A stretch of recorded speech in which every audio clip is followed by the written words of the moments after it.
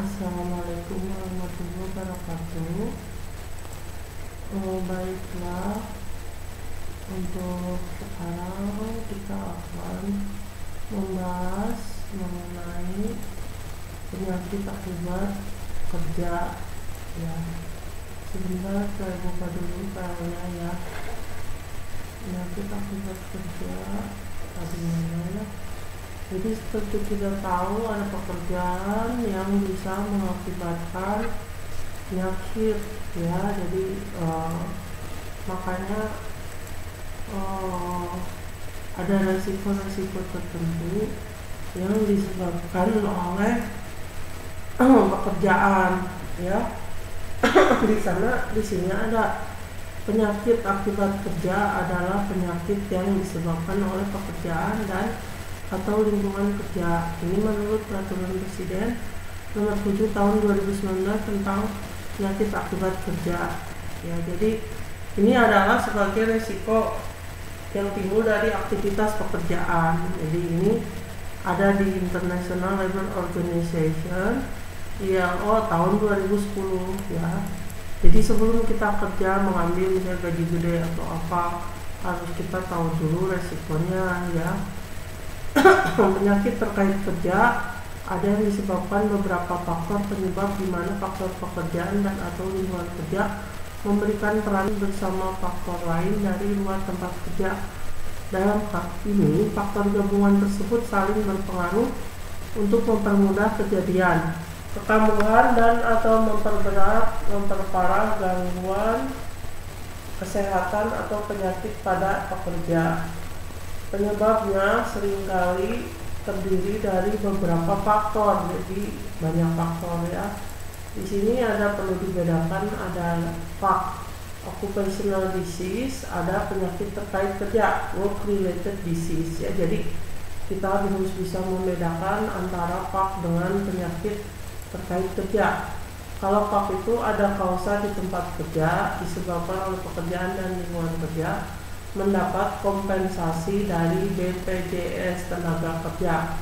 Contoh, tuli akibat bising ya, jadi tempat kerjanya itu suaranya melebihi batas ya yang bisa kita terima, jadi tuli.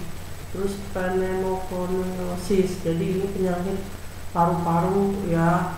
Ada leukemia akibat benzen, ini zat kimia, jadi penyakit leukemia itu kanker darah. Terus penyakit terkait kerja ada trigger di tempat kerja misalnya.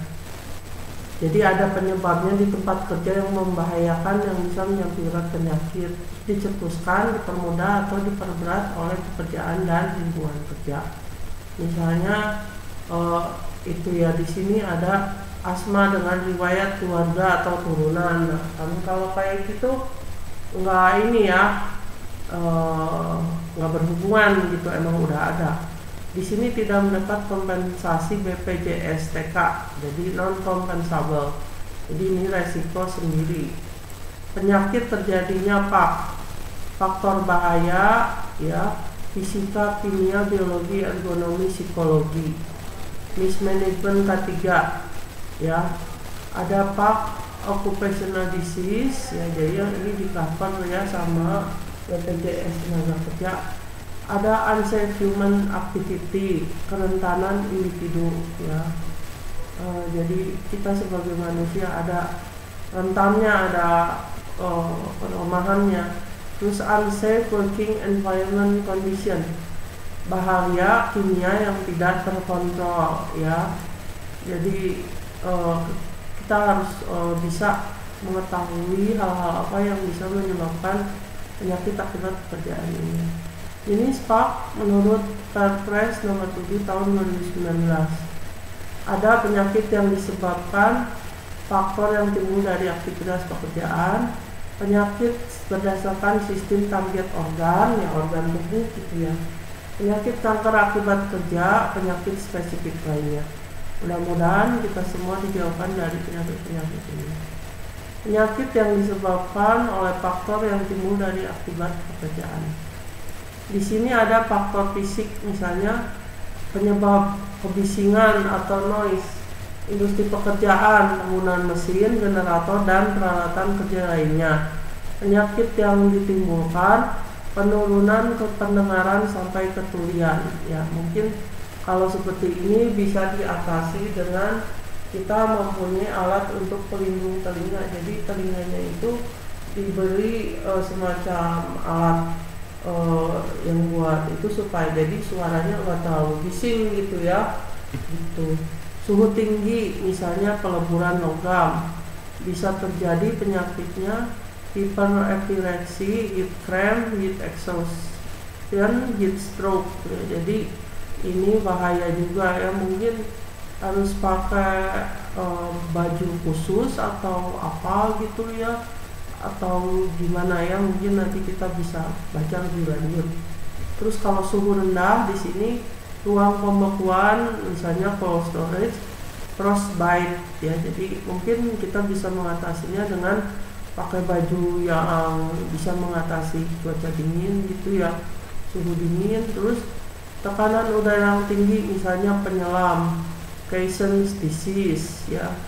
Terus sinar inframerah, misalnya peleburan logam, peralatan fisioterapi, dan lain-lain. Akibatnya bisa terjadi katarak ya, katarak itu terjadi di mata. Terus ultraviolet ya, welder ya, ini konjungtivitis ya, ini. Jadi ini bisa diatasi dengan memakai pelindung ya yang baik, yang standar ya. Jadi jangan asal ngelas, karena ngelas tanpa pelindung mata dan badan dan muka itu bahaya. Terus ada getaran vibrasi, misalnya chainsaw atau drilling, Raynaud disease atau vibrating white finger, penyempitan pembuluh darah. Jadi ini cukup berbahaya juga. Jadi ya mungkin harus dipikirkan pelindungnya seperti apa. Di sini ada white finger syndrome pada pekerja drilling ya. Drilling itu seperti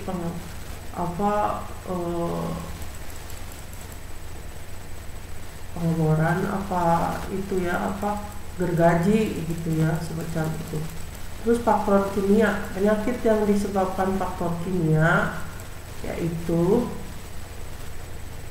ya, kalau faktor kimia itu bisa jadi seperti gagal ginjal akibat paparan uap logam, misalnya kadmium, merkuri, timah hitam, larut organik, dan pestisida. Terus iritasi dan keracunan, gangguan reproduksi akibat paparan radiasi mengion timah hitam pada pria dan wanita, merkuri organik pada wanita. Kolik abdominal, kejang perut, paralisis saraf motoris, kelumpuhan, dan anemia dapat terjadi oleh paparan uap Pb di atas 40 mg atau 100 ml per 100 ml.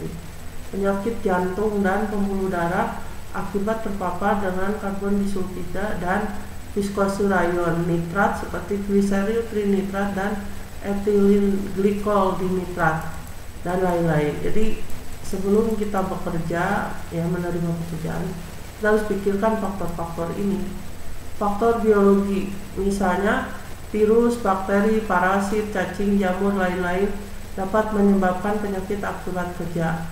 Penyakitnya misalnya akibat faktor biologi, malaria, filariasis pada pekerja lapangan, hepatitis, tuberkulosis, human immunodeficiency HIV, COVID-19 pada petugas kesehatan, brucellosis pada peternak dan dokter hewan, tetanus, sindrom toksik atau inflamasi berkaitan dengan kontaminasi bakteri atau jamur, antrak, dan leptospira. Ya, mungkin untuk penanganan penyakit-penyakit ini ya, mungkin kita harus menggunakan obat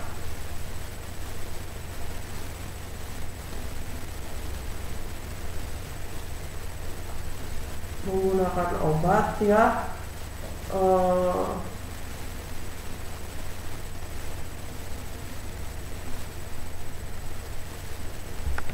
menggunakan obat atau misalnya pakaian yang aman, masker atau penutup muka, dan baju-baju dan sarung tangan yang bisa menghindarkan kita, dan juga misalnya meminum obat untuk menghindarkan dan meningkatkan ketahanan tubuh kita dan yang lainnya ya.